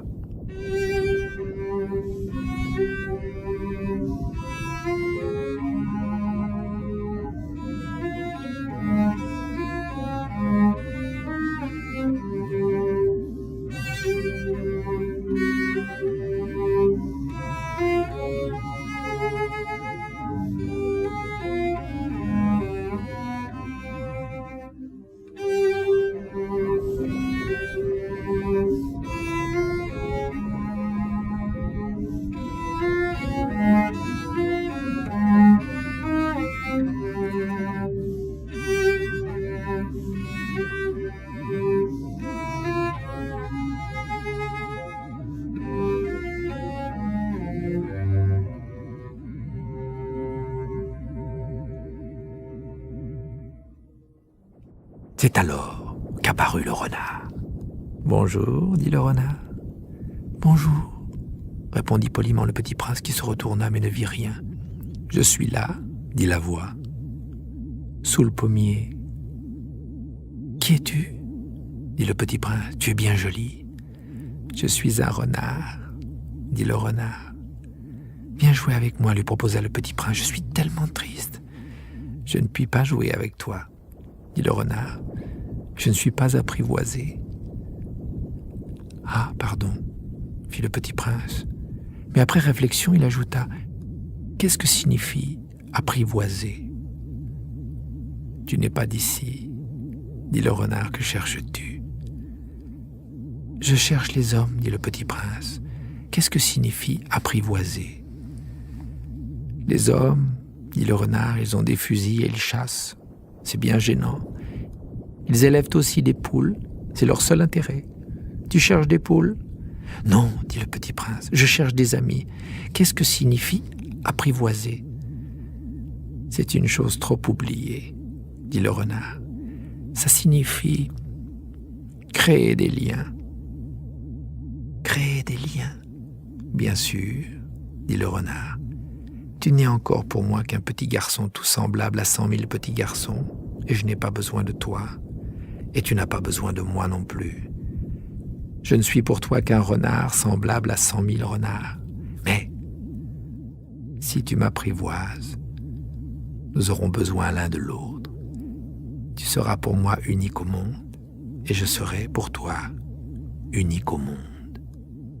Je commence à comprendre, dit le petit prince. Il y a une fleur. Je crois qu'elle m'a apprivoisé. C'est possible, dit le renard. On voit sur la terre toutes sortes de choses. Oh, ce n'est pas sur la terre, dit le petit prince. Le renard parut très intrigué. Sur une autre planète ? Oui. Il y a des chasseurs sur cette planète-là ? Non. Ça, c'est intéressant. Et les poules ? Dit le renard. On voit sur la terre toutes sortes de choses. Oh, ce n'est pas sur la terre, dit le petit prince. Le renard parut très intrigué. Sur une autre planète ? Oui. Il y a des chasseurs sur cette planète-là ? Non. Ça, c'est intéressant. Et les poules ? Non. Rien n'est parfait, soupira le renard. Mais le renard revint à son idée. Ma vie est monotone, je chasse les poules, les hommes me chassent. Toutes les poules se ressemblent et tous les hommes se ressemblent. Je m'ennuie donc un peu. Mais si tu m'apprivoises, ma vie sera comme ensoleillée. Je connaîtrai un bruit de pas qui sera différent de tous les autres. Les autres pas me font rentrer sous terre. Le tien m'appellera hors du terrier, comme une musique. Et puis regarde, tu vois là-bas les champs de blé. Je ne mange pas de pain. Le blé pour moi est inutile. Les champs de blé ne me rappellent rien. Et ça, c'est triste. Mais tu as des cheveux couleur d'or, alors ce sera merveilleux quand tu m'auras apprivoisé. Le blé, qui est doré, me fera souvenir de toi. Et j'aimerai le bruit du vent dans le blé. Le renard se tut et regarda longtemps le petit prince. S'il te plaît, apprivoise-moi. Je veux bien, répondit le petit prince, mais je n'ai pas beaucoup de temps. J'ai des amis à découvrir et beaucoup de choses à connaître. On ne connaît que les choses que l'on apprivoise, dit le renard. Les hommes n'ont plus le temps de rien connaître. Ils achètent des choses toutes faites chez les marchands, mais comme il n'existe point de marchands d'amis, les hommes n'ont plus d'amis. Si tu veux un ami, apprivoise-moi. Que faut-il faire ? Dit le petit prince. Il faut être très patient, répondit le renard. Tu t'assoiras d'abord un peu loin de moi, comme ça, dans l'herbe. Je te regarderai du coin de l'œil et tu ne diras rien. Le langage est source de malentendus, mais chaque jour tu pourras t'asseoir un peu plus près. Le lendemain revint le petit prince. Il eût mieux valu revenir à la même heure, dit le renard. Si tu viens, par exemple, à 4 heures de l'après-midi, dès 3 heures, je commencerai d'être heureux. Plus l'heure avancera, plus je me sentirai heureux. À 4 heures déjà, je m'agiterai, m'inquiéterai. Je découvrirai le prix du bonheur. Mais si tu viens à n'importe quand, je ne saurai jamais à quelle heure m'habiller le cœur. Il faut des rites. Qu'est-ce qu'un rite ? Dit le petit prince. C'est aussi quelque chose de trop oublié, dit le renard. C'est ce qui fait qu'un jour est différent des autres jours, une heure des autres heures. Il y a un rite, par exemple, chez mes chasseurs. Ils dansent le jeudi avec les filles du village. Alors, le jeudi est jour merveilleux. Je vais me promener jusqu'à la vigne. Si les chasseurs dansaient n'importe quand, les jours se ressembleraient tous, et je n'aurais point de vacances. Ainsi, le petit prince apprivoisa le renard.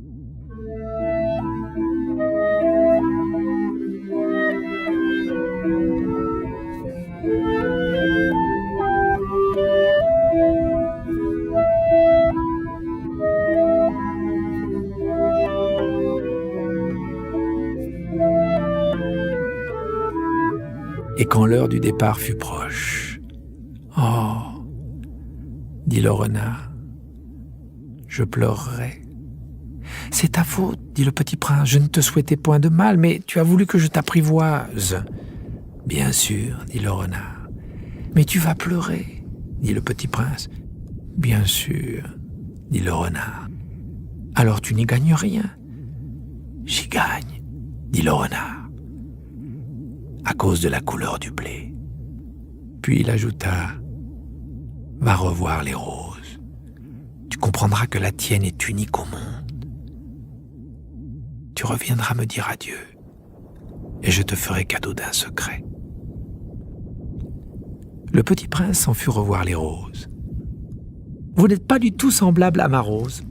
Vous n'êtes rien encore, leur dit-il. Personne ne vous a apprivoisé, et vous n'avez apprivoisé personne. Vous êtes comme était mon renard. Ce n'était qu'un renard semblable à 100 000 autres, mais j'en ai fait mon ami, et il est maintenant unique au monde. » Et les roses étaient bien gênées. « Vous êtes belle, mais vous êtes vide, leur dit-il encore. On ne peut pas mourir pour vous. Bien sûr, ma rose à moi, un passant ordinaire croirait qu'elle vous ressemble, mais à elle seule, elle est plus importante que vous toutes, puisque c'est elle que j'ai arrosée, puisque c'est elle que j'ai mise sous globe, puisque c'est elle que j'ai abritée par le paravent, puisque c'est elle dont j'ai tué les chenilles, sauf les 2 ou 3 pour les papillons, puisque c'est elle que j'ai écouté se plaindre ou se vanter, ou même quelquefois se taire, puisque c'est ma rose. » Et il revint vers le renard. « Adieu, dit-il. »« Adieu, dit le renard. Voici mon secret. Il est très simple. On ne voit bien qu'avec le cœur. L'essentiel est invisible pour les yeux. »« L'essentiel est invisible pour les yeux, répéta le petit prince afin de se souvenir. C'est le temps que tu as perdu pour ta rose qui fait la rose si importante. C'est le temps que j'ai perdu pour ma rose, fit le petit prince, afin de se souvenir. Les hommes ont oublié cette vérité, dit le renard, mais tu ne dois pas l'oublier. Tu deviens responsable pour toujours de ce que tu as apprivoisé. Tu es responsable de ta rose.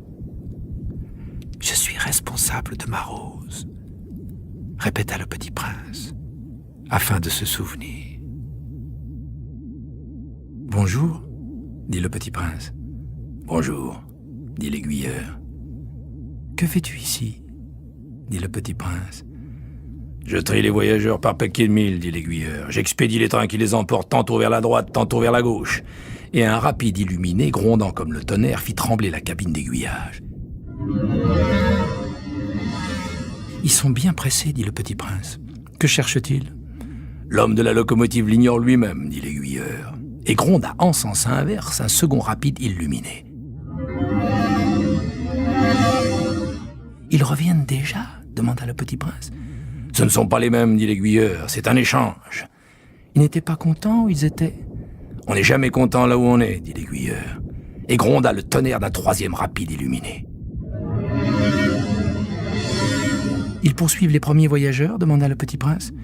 Ils ne poursuivent rien du tout, dit l'aiguilleur, ils dorment là-dedans. Ou bien ils braillent, les enfants seuls écrasent leur nez contre les vitres. Les enfants seuls savent ce qu'ils cherchent, fit le petit prince. Ils perdent du temps pour une poupée de chiffon et elle devient très importante, et si on leur enlève, ils pleurent. Ils ont de la chance, dit l'aiguilleur. Bonjour, dit le petit prince. Bonjour, dit le marchand. C'était un marchand de pilules perfectionnées qui apaisent la soif. On en avale une par semaine et l'on n'éprouve plus le besoin de boire. Pourquoi vends-tu ça, dit le petit prince. C'est une grosse économie de temps, dit le marchand. Les experts ont fait des calculs, on épargne 53 minutes par semaine. Et que fait-on de ces 53 minutes? Pouf, on en fait ce qu'on en veut. Moi, se dit le petit prince, si j'avais 53 minutes à dépenser, je marcherais tout doucement vers une fontaine. Nous en étions au 8e jour de ma panne dans le désert et j'avais écouté l'histoire du marchand en buvant la dernière goutte de ma provision d'eau. « Ah, dis-je au petit prince, ils sont bien jolis tes souvenirs, mais je n'ai pas encore réparé mon avion et je n'ai plus rien à boire et je serais heureux, moi aussi, si je pouvais marcher tout doucement vers une fontaine. » « Mon ami le renard, me dit-il, mon petit bonhomme, il ne s'agit plus du renard. Pourquoi ? Parce qu'on va mourir de soif. » Il ne comprit pas mon raisonnement. Il me répondit « C'est bien d'avoir eu un ami, même si l'on va mourir. Moi, je suis bien content d'avoir eu un ami renard. » Il ne mesure pas le danger, me dis-je. Il n'a jamais ni faim ni soif. Un peu de soleil lui suffit. Mais il me regarda et répondit à ma pensée. « J'ai soif aussi. Cherchons un puits. » J'eus un geste de lassitude. Il est absurde de chercher un puits au hasard dans l'immensité du désert. Cependant, nous nous mîmes en marche. Quand nous eûmes marché des heures en silence, la nuit tomba et les étoiles commencèrent de s'éclairer. Je les apercevais comme en rêve, ayant un peu de fièvre à cause de ma soif. Les mots du petit prince dansaient dans ma mémoire. « Tu as donc soif, toi aussi ?» lui demandai-je. Mais il ne répondit pas à ma question. Il me dit simplement « L'eau peut aussi être bonne pour le cœur. » Je ne compris pas sa réponse, mais je me tus. Je savais bien qu'il ne fallait pas l'interroger. Il était fatigué, il s'assit, je m'assis auprès de lui, et après un silence, il dit encore « Les étoiles sont belles, à cause d'une fleur que l'on ne voit pas. » Je répondis bien sûr, et je regardais sans parler les plis du sable sous la lune. « Le désert est beau, » ajouta-t-il. Et c'était vrai. J'ai toujours aimé le désert. On s'assoit sur une dune de sable, on ne voit rien, on n'entend rien. Et cependant, quelque chose rayonne en silence. « Ce qui embellit le désert, dit le petit prince, c'est qu'il cache un puits quelque part. » Je fus surpris de comprendre soudain ce mystérieux rayonnement du sable. Lorsque j'étais petit garçon, j'habitais une maison ancienne, et la légende racontait qu'un trésor y était enfoui. Bien sûr, jamais personne n'a su le découvrir, ni peut-être même de la chercher. Mais il enchantait toute cette maison.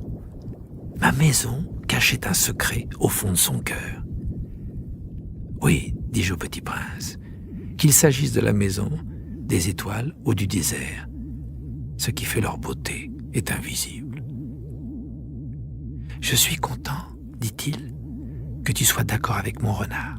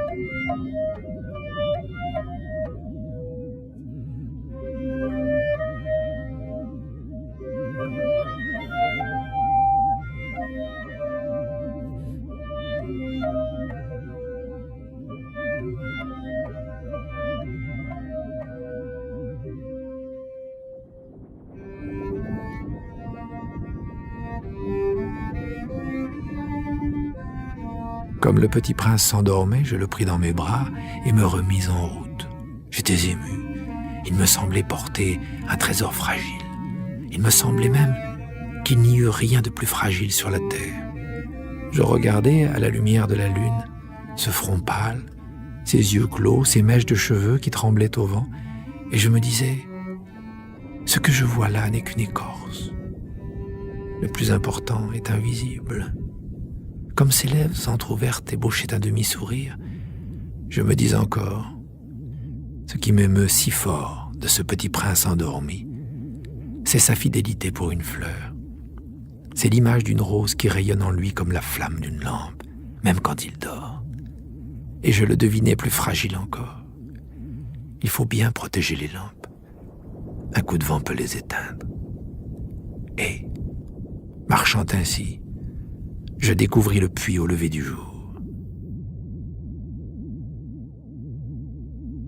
Les hommes, dit le petit prince, ils s'enfournent dans les rapides, mais ils ne savent plus ce qu'ils cherchent. Alors ils s'agitent et tournent en rond. Et il ajouta, « C'est pas la peine. » Le puits que nous avions atteint ne ressemblait pas au puits saharien. Les puits sahariens sont de simples trous creusés dans le sable. Celui-là ressemblait à un puits de village, mais il n'y avait là aucun village, et je croyais rêver. « C'est étrange, dis-je au petit prince. Tout est prêt, la poulie, le seau et la corde. » Il rit, toucha la corde, fit jouer la poulie. Et la poulie gémit comme gémit une vieille girouette quand le vent a longtemps dormi. « Tu entends, dit le petit prince. Nous réveillons ce puits et il chante. » Je ne voulais pas qu'il fît un effort. « Laisse-moi faire, lui dis-je, c'est trop lourd pour toi. » Lentement, je hissai le seau jusqu'à la margelle. Je l'y installai bien d'aplomb. Dans mes oreilles durait le chant de la poulie, et dans l'eau qui tremblait encore, je voyais trembler le soleil. « J'ai soif de cette eau-là, dit le petit prince. Donne-moi à boire. » Et je compris ce qu'il avait cherché. Je soulevai le seau jusqu'à ses lèvres. Il but, les yeux fermés. C'était doux comme une fête. Cette eau était bien autre chose qu'un aliment.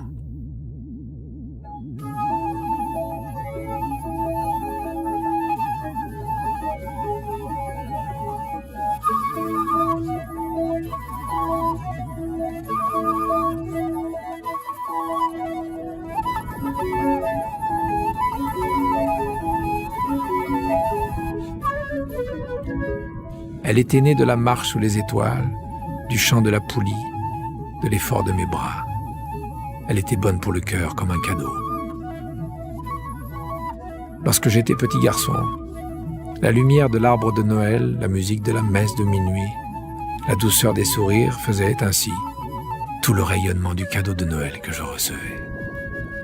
« Les hommes de chez toi, dit le petit prince, cultivent 5000 roses dans un même jardin et ils n'y trouvent pas ce qu'ils cherchent. »« Ils ne le trouvent pas, répondis-je. Et cependant, ce qu'ils cherchent pourrait être trouvé dans une seule rose ou un peu d'eau. »« Bien sûr, répondis-je. » Et le petit prince ajouta, « Mais les yeux sont aveugles. Il faut chercher avec le cœur. » J'avais bu, je respirais bien. Le sable, au lever du jour, est couleur de miel. J'étais heureux aussi de cette couleur de miel. Pourquoi fallait-il que j'eusse de la peine ? « Il faut que tu tiennes ta promesse, » me dit doucement le petit prince, qui de nouveau s'était assis auprès de moi. « Quelle promesse ? Tu sais, une muselière pour mon mouton. Je suis responsable de cette fleur. » Je sortis de ma poche mes ébauches de dessin. Le petit prince les aperçut et dit en riant, « Des baobabs, ils ressemblent un peu à des choux. » Oh, moi qui étais si fier des baobabs. Ton renard, ses oreilles, elles ressemblent un peu à des cornes, et elles sont trop longues. Et il rit encore. Tu es injuste, petit bonhomme. Je ne savais rien dessiner que les boas fermés et les boas ouverts. Oh, ça ira, dit-il. Les enfants savent. Je crayonnai donc une muselière, et j'eus le cœur serré en la lui donnant. Tu as des projets que j'ignore. Mais il ne répondit pas, il me dit, tu sais, ma chute sur la terre, c'en sera demain l'anniversaire. Puis, après un silence, il dit encore, j'étais tombé tout près d'ici. Et il rougit. Et de nouveau, sans comprendre pourquoi, j'éprouvais un chagrin bizarre. Cependant, une question me vint. Alors, ce n'est pas par hasard que le matin où je t'ai connu, il y a 8 jours, tu te promenais comme ça, tout seul, à 1000 milles de toutes les régions habitées. Tu retournais vers le point de ta chute. Le petit prince rougit encore. Et j'ajoutai en hésitant, à cause peut-être de l'anniversaire ? Le petit prince rougit de nouveau, il ne répondait jamais aux questions. Mais quand on rougit, Ça signifie oui, n'est-ce pas? Ah, lui dis-je, j'ai peur. Mais il me répondit, tu dois maintenant travailler, tu dois repartir vers ta machine, je t'attends ici, reviens demain soir. Mais je n'étais pas rassuré, je me souvenais du renard. On risque de pleurer un peu si l'on s'est laissé apprivoiser.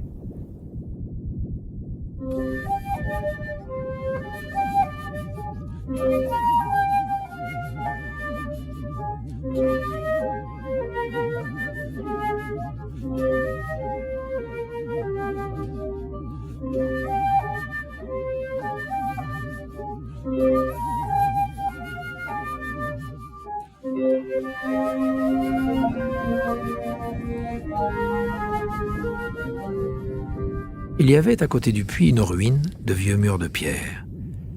Lorsque je revins de mon travail le lendemain soir, j'aperçus de loin mon petit prince assis là-haut, les jambes pendantes.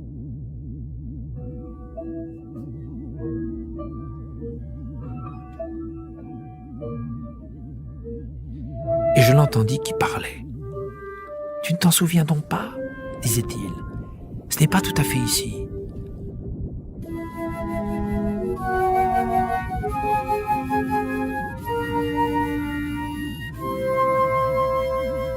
Une autre voix lui répondit sans doute puisqu'il répliqua « Si, c'est bien le jour, mais c'est pas ici l'endroit. » Je poursuivis ma marche vers le mur, je ne voyais ni n'entendais toujours personne.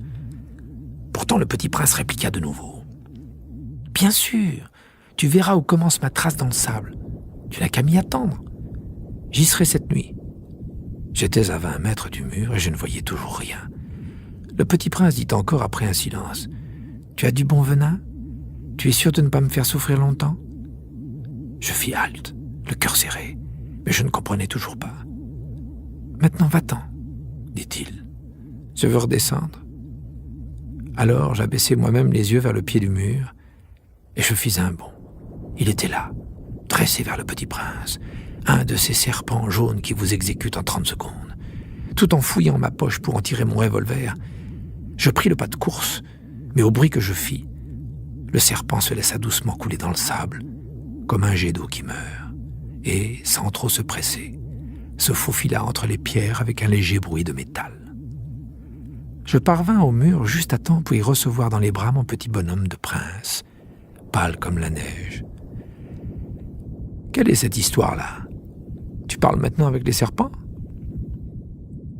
J'avais défait son éternel cache-nez d'or, je lui avais mouillé les tempes et l'avais fait boire. Et maintenant, je n'osais plus rien lui demander.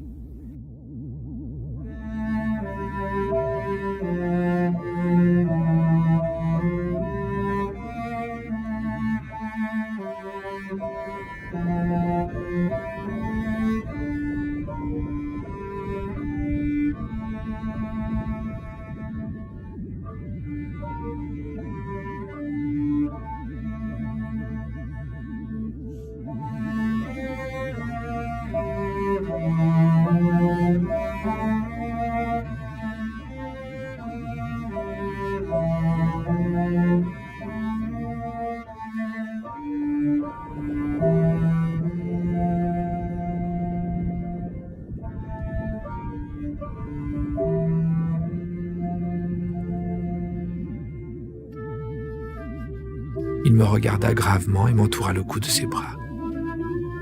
Je sentais battre son cœur comme celui d'un oiseau qui meurt quand on l'a tiré à la carabine. Il me dit « Je suis content que tu aies trouvé ce qui manquait à ta machine. Tu vas pouvoir rentrer chez toi. » Comment sais-tu? Je venais justement lui annoncer que, contre toute espérance, j'avais réussi mon travail.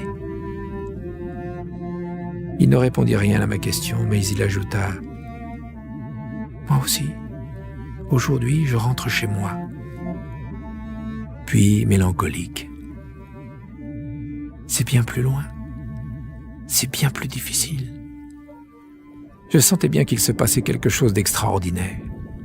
Je le serrais dans les bras comme un petit enfant, et cependant il me semblait qu'il coulait verticalement dans un abîme sans que je puisse rien pour le retenir.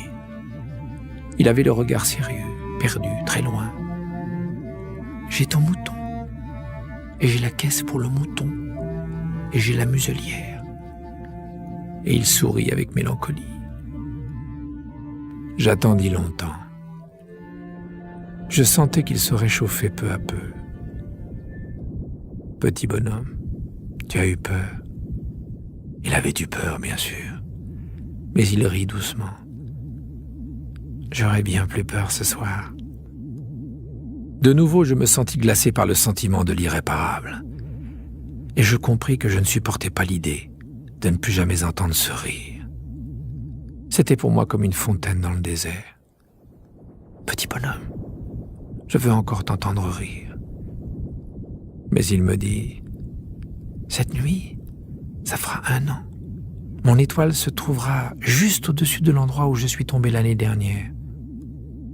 Petit bonhomme, n'est-ce pas que c'est un mauvais rêve, cette histoire de serpent et de rendez-vous et d'étoiles? Mais il ne répondit pas à ma question. Ce qui est important, ça ne se voit pas. Bien sûr, c'est comme pour la fleur. Si tu aimes une fleur qui se trouve dans une étoile, c'est doux la nuit de regarder le ciel. Toutes les étoiles sont fleuries. Bien sûr, c'est comme pour l'eau. Celle que tu m'as donnée à boire était comme une musique, à cause de la poulie et de la corde. Tu te rappelles? Elle était bonne. Bien sûr. Tu regarderas, la nuit, les étoiles. C'est trop petit chez moi pour que je te montre où se trouve la mienne. C'est mieux comme ça. Mon étoile, ça sera pour toi une des étoiles. Alors toutes les étoiles, tu aimeras les regarder. Elles seront toutes tes amies. Et puis je vais te faire un cadeau. Il rit encore. Ah, petit bonhomme. Ah, petit bonhomme, j'aime entendre ce rire. Justement, ce sera mon cadeau. Ce sera comme pour l'eau. Que veux-tu dire? Les gens ont des étoiles qui ne sont pas les mêmes. Pour les uns qui voyagent, les étoiles sont des guides. Pour d'autres, elles ne sont rien que des petites lumières. Pour d'autres qui sont savants, elles sont des problèmes. Pour mon businessman, elles étaient de l'or. Mais toutes ces étoiles-là se taisent. Toi, tu auras des étoiles comme personne n'en a. Que veux-tu dire? Quand tu regarderas le ciel la nuit, puisque j'habiterai dans l'une d'elles, puisque je rirai dans l'une d'elles, alors ce sera pour toi comme si riaient toutes les étoiles. Tu auras, toi, des étoiles qui savent rire. Et il rit encore. Et quand tu seras consolé, on se console toujours, tu seras content de m'avoir connu. Tu seras toujours mon ami. Tu auras envie de rire avec moi. Et tu ouvriras parfois ta fenêtre comme ça pour le plaisir. Et tes amis seront bien étonnés de te voir rire en regardant le ciel. Alors tu leur diras, oui, les étoiles, ça me fait toujours rire. Et ils te croiront fou. Je t'aurai joué un bien vilain tour. Et il rit encore. Ce sera comme si je t'avais donné, au lieu d'étoiles, des tas de petits grelots qui savent rire. Et il rit encore. Puis il redevint sérieux. Cette nuit, tu sais, ne viens pas. Je ne te quitterai pas. J'aurai l'air d'avoir mal. J'aurai un peu l'air de mourir. C'est comme ça. Ne viens pas voir ça. Ce n'est pas la peine. Je ne te quitterai pas. Mais il était soucieux. Je te dis ça, c'est à cause du serpent. Il ne faut pas qu'il te morde.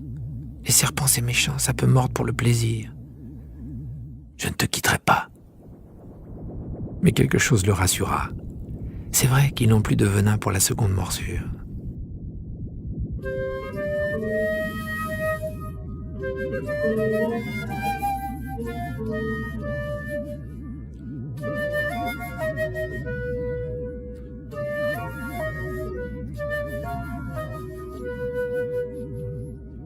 Cette nuit-là, je ne le vis pas se mettre en route. Il s'était évadé sans bruit. Quand je réussis à le rejoindre, il marchait, décidé, d'un pas rapide. Il me dit seulement « Ah, tu es là !» Et il me prit par la main. Mais il se tourmenta encore. « Tu as eu tort. Tu auras de la peine. J'aurai l'air d'être mort. Et ce ne sera pas vrai. » Moi, je me taisais. « Tu comprends, c'est trop loin. Je ne peux pas emporter ce corps-là. C'est trop lourd. » Moi, je me taisais. Mais ce sera comme une vieille écorce abandonnée. T'es pas triste, les vieilles écorces? Moi, je me taisais. Il se découragea un peu, mais il fit encore un effort. Ce sera gentil, tu sais. Moi aussi, je regarderai les étoiles. Toutes les étoiles seront des puits avec une poulie rouillée. Toutes les étoiles me verseront à boire. Moi, je me taisais. Ce sera tellement amusant. Tu auras 500 millions de grelots. J'aurai 500 millions de fontaines. Et il se tut aussi, parce qu'il pleurait. C'est là. Laisse-moi faire un pas tout seul. Et il s'assit parce qu'il avait peur. Il dit encore, « Tu sais, ma fleur, j'en suis responsable. Et elle est tellement faible. Et elle est tellement naïve. Elle a 4 épines de rien du tout pour la protéger contre le monde. » Moi, je m'assis parce que je ne pouvais plus me tenir debout. Il dit, « Voilà. C'est tout. » Il hésita encore un peu, puis il se releva. Il fit un pas. Moi, je ne pouvais pas bouger. Il n'y eut rien qu'un éclair jaune près de sa cheville. Il demeura un instant immobile. Il ne cria pas. Il tomba doucement comme tombe un arbre. Ça ne fit même pas de bruit, à cause du sable.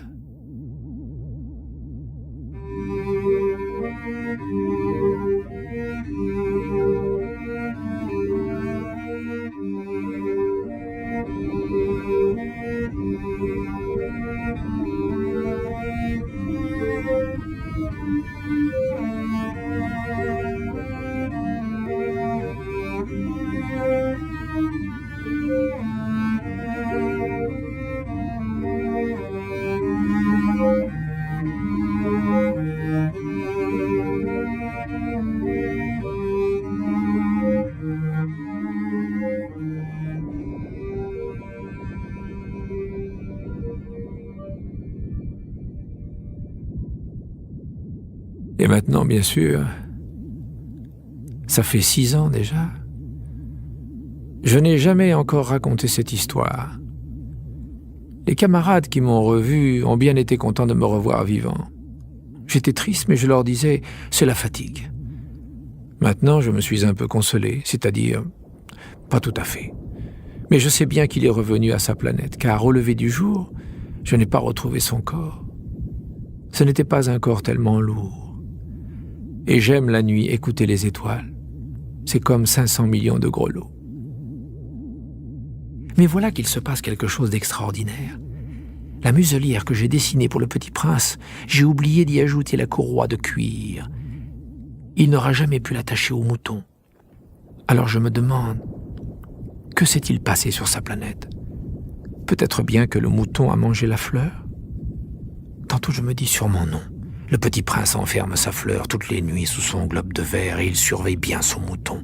Alors je suis heureux, et toutes les étoiles rient doucement. Tantôt je me dis, on est distrait une fois ou l'autre et ça suffit. Il a oublié un soir le globe de verre ou bien le mouton est sorti sans bruit pendant la nuit. Alors les grelots se changent tous en larmes.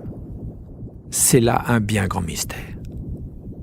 Pour vous qui aimez aussi le petit prince, comme pour moi, rien de l'univers n'est semblable si quelque part, on ne sait où. Un mouton que nous ne connaissons pas a, oui ou non, mangé une rose. Regardez le ciel, demandez-vous. Le mouton, oui ou non, a-t-il mangé la fleur? Et vous verrez comme tout change. Et aucune grande personne ne comprendra jamais que ça a tellement d'importance. Ça, c'est pour moi le plus beau et le plus triste paysage du monde. C'est le même paysage que celui de la page précédente, mais je l'ai dessiné une fois encore, pour bien vous le montrer. C'est ici que le petit prince a apparu sur Terre, puis disparu.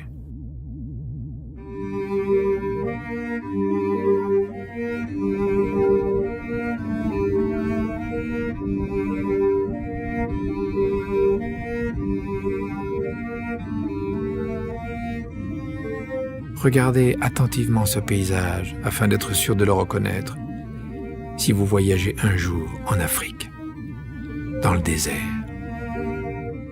Et s'il vous arrive de passer par là, je vous en supplie, ne vous pressez pas. Attendez un peu, juste sous l'étoile.